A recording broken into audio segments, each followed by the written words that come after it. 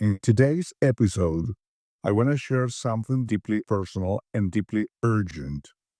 These are reflections that go beyond politics and economics. They speak to the survival of an entire culture. What you're about to hear is not a scripted opinion piece, it's a call to awareness, a wake up message. Let's begin. I am not an economist, I am a journalist. I don't have a formal training in economics or politics, but I believe it's essential to speak out and understand what is happening in North America today.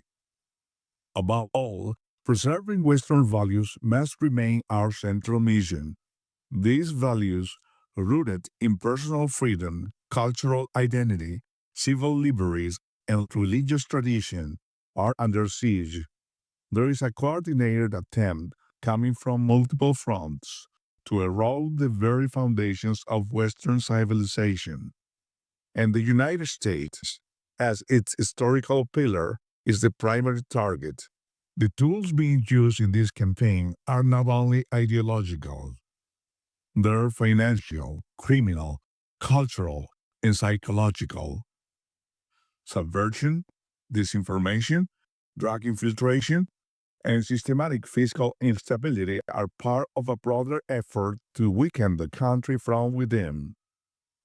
In this context, Donald Trump's return to power is not just a political event, it's a symbolic rebellion, a rebellion against a global establishment that seeks to dilute national sovereignty, suppress individual freedoms, and replace democracy with technocratic control. From the beginning, Trump's message challenged that establishment. He called out the mechanisms that have been quietly eroding America's strength for decades: unchecked debt, fiscal irresponsibility, endless wars, and the outsourcing of sovereignty to supranational entities that nobody elected. The financial system, as it is currently structured, incentivizes instability. Around the world, nations face similar problems: soaring debt, inflation, and stagnation, not because of mismanagement alone, but because the system rewards it. The global elite benefits from chaos. They can consolidate power while democracies fumble through cycles of dysfunction and short term leadership. Big corporations no longer favor democracy as it's traditionally understood. In their logic, democracy with elections every 4 or 5 years and frequent power shifts is too unstable. What they desire is long term continuity.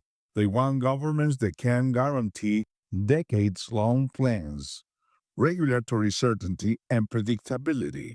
In short, they want control without the inconvenience of opposition.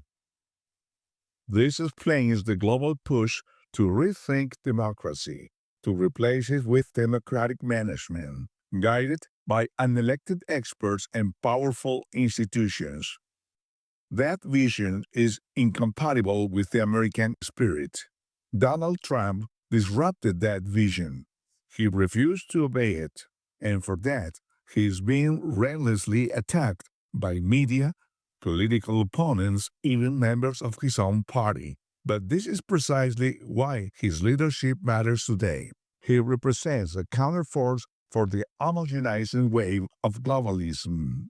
He represents the last major resistance from within the Western world to preserve Western values.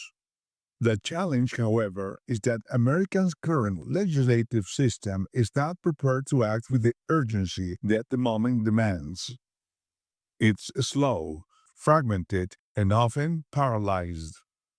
Meanwhile, the Democratic Party appears to offer no real solutions, only deeper entrenchment in debt, deficit, and ideological division.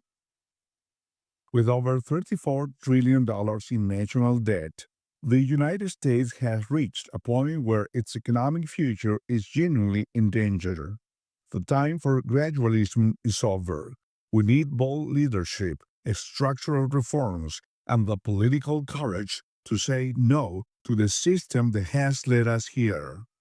This is not just about Trump, it's about whether the West can survive the next few decades with its core identity intact. It's about whether we allow ourselves to be absorbed into a world order where obedience replaces freedom and where the soul of a civilization is traded for the convenience of global management. We have a choice to make.